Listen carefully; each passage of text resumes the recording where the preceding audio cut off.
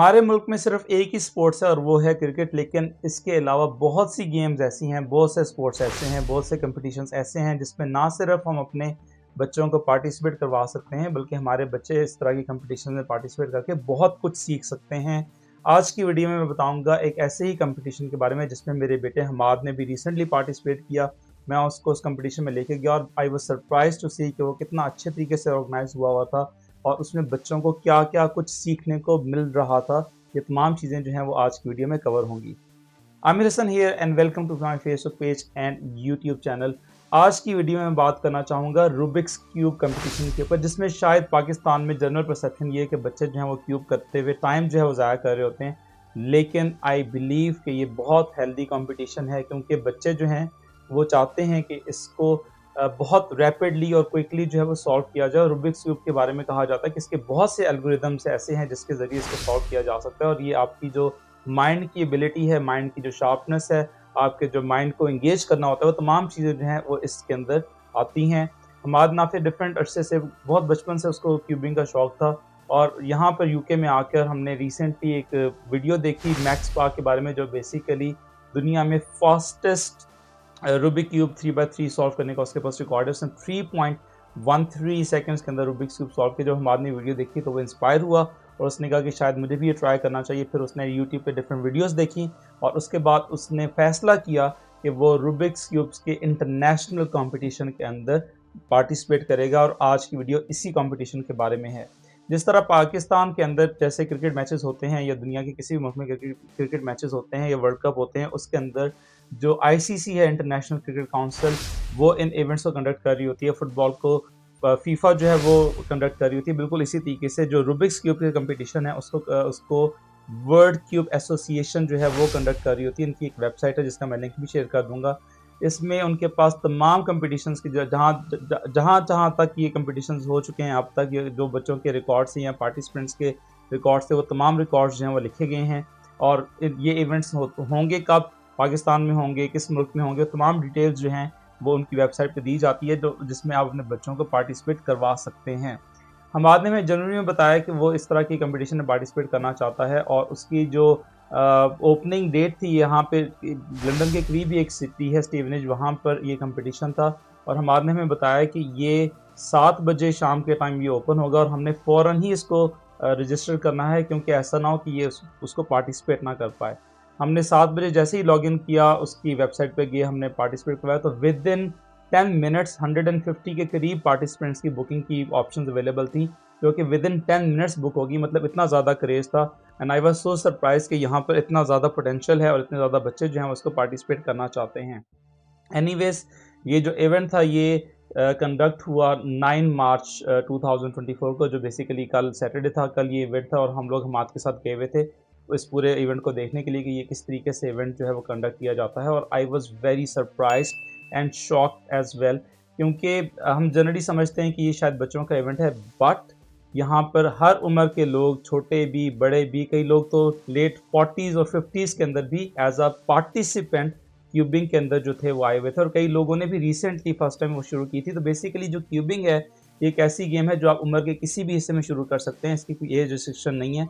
और I think ये काफ़ी हेल्दी है, क्योंकि जब आप रूबिक क्यूब को सॉल्व कर रहे होते हैं तो आप अपने माइंड को एंगेज कर रहे होते हैं, और इसमें जब आप डिफरेंट पजल सॉल्व करते हैं, और वैसे भी एज अ साइंटिस्ट मैं ये बता सकता हूँ कि जब आप इस तरह की कोई भी चीज़ सॉल्व करते हैं तो जो आपके केमिकल्स हैं ब्रेन के अंदर वो ज़ाहिर इन्वॉल्व होते हैं, आपके कई न्यूरॉन कनेक्शन जो हैं बिल्ड होते हैं, और आपकी माइंड के लिए ये बहुत हेल्दी गेम है। बिल्कुल इसी तरीके से जिस तरीके से आप किसी भी मसल को बिल्ड करते हैं और उस पर बार बार वर्कआउट करते हैं तो इवेंचुअली वो मसल स्ट्रांग हो जाता है, बिल्कुल ऐसे ही जो हमारा माइंड है, जो हमारा ब्रेन है, जब वो इस तरह के पजल्स को सॉल्व करता है तो न्यूरॉन्स का कम्बिनेशन इतना अच्छे तरीके से डेवलप हो सकता है कि आप अपनी जो जहन की कैपेसिटी है या अपनी जो इंटेलिजेंस है, ऑब्वियसली आप उसको इम्प्रूव कर सकते हैं। और आई थिंक ये बहुत हेल्दी कंपटीशन है। एनीवेज, इवेंट बहुत अच्छे तरीके से ऑर्गेनाइज़ किया गया था। बच्चे जो थे वो बिल्कुल जो टाइम हमें बताया गया था उससे पहले ही वो पहुंचे हुए थे। पेरेंट्स भी बहुत ज़्यादा आए हुए थे, और कई पेरेंट्स ऐसे थे जो अपने साथ लैपटॉप्स लेके आए हुए थे, क्योंकि ये इवेंट जो था ये 9 o'clock शुरू हुआ था और ये 5 बजे जो है वो ख़त्म हुआ। इसमें डिफरेंट कैटेगरीज थी, इसमें 3x3 के इवेंट्स थे, इसमें 2x2 का इवेंट था, इसमें 4x4 का रूबिक क्यूब को सॉल्व करने का इवेंट था, और उसमें 3x3 क्यूब वन हैंडेड का इवेंट था।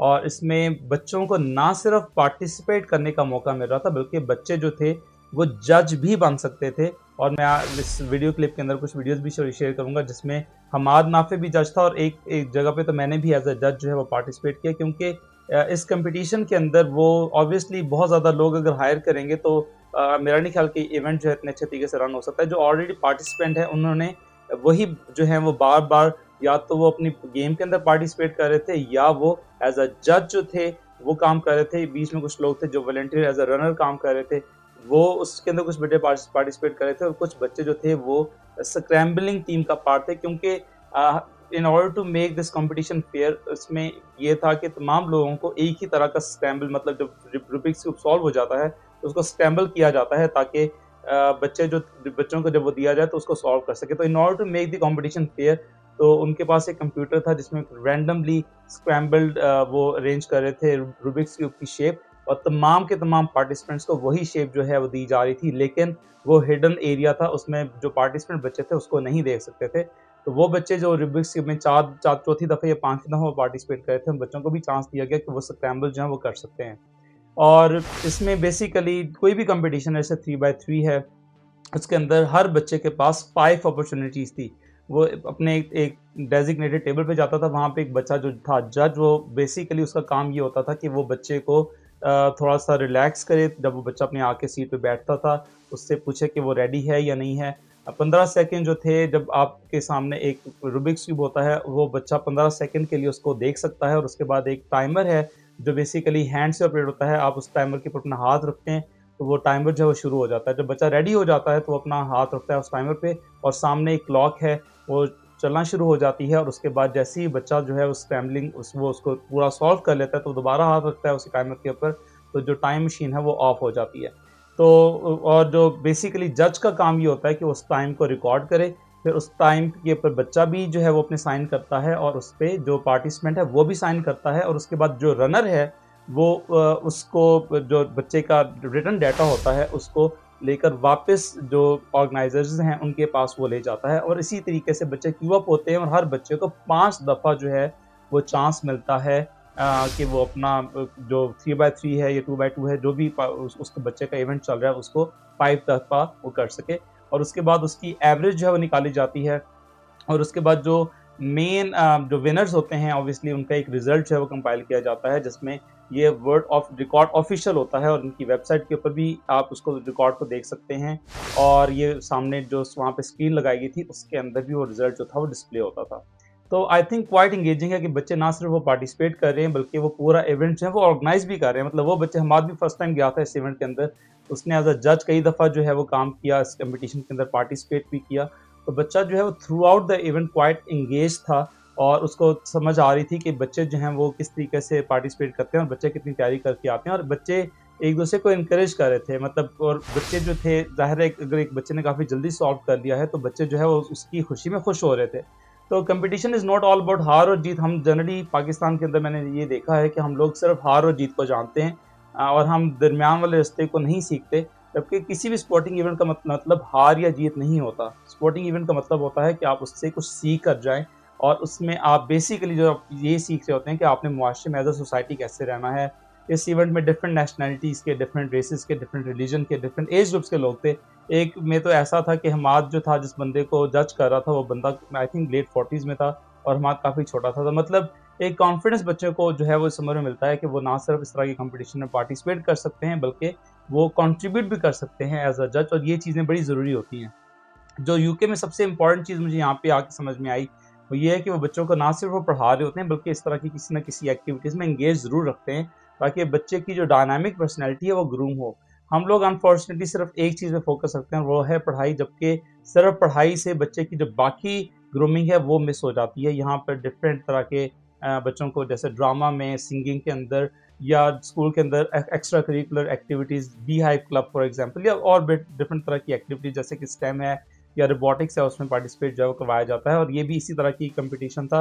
हमारे कुछ क्लास फेलोज़ भी जो थे वो भी इस कंपटीशन में आए हुए थे। तो मतलब ये काफ़ी अच्छा एनवायरनमेंट था, और at the end of the day जो हमाद के रिकॉर्ड्स थे वो बहुत अच्छे थे।